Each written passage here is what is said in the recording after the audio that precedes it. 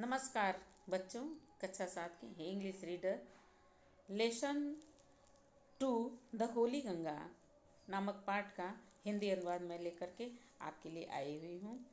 आप इस वीडियो में सुनेंगे और समझेंगे। गंगा हमारी राष्ट्रीय नदी है। यह विश्व की धरोहर में से एक है। गंगा नदी भारत की जीवन रेखा है और हमारे देश की महत्वपूर्ण नदियों में से एक है। यह पवित्र मानी जाती है और देवी गंगा के रूप में पूजी जाती है। गंगा अपनी यात्रा गोमुख से शुरू करती हैं। गोमुख हिमालय पर बनी हुई एक बर्फ की गुफा है। बर्फ पिघलती है और पानी की छोटी सी धारा नदी के रूप में निकल कर आती है। जब गंगा पर्वतों से नीचे की ओर बहती है, बहुत सी छोटी नदियों की धारा उसमें आ मिलती है। इस प्रकार गंगा बड़ी से बड़ी बनती जाती है। वह पर्वतों से नीचे की ओर तेज धारा में बहती है।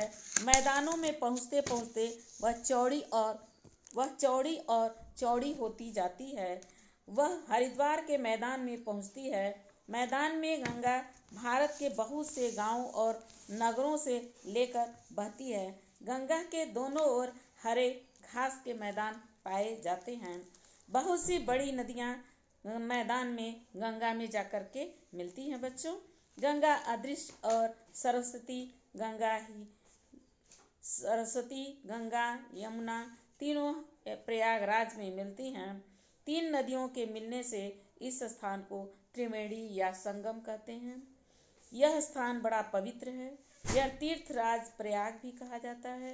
प्रयाग के कुंभ मेला को विश्व के लोगों का सबसे बड़े धार्मिक सम्मेलन तथा मेले के रूप में अंतर्राष्ट्रीय प्रसिद्धि प्राप्त है।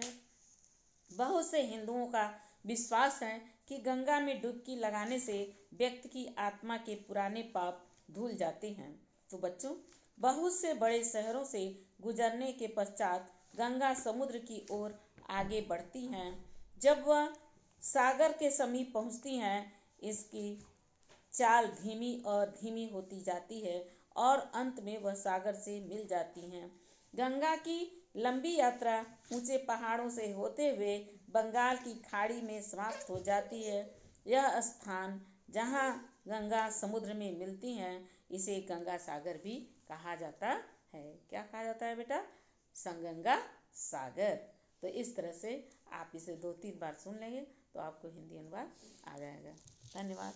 फिर मिलते हैं बेटा।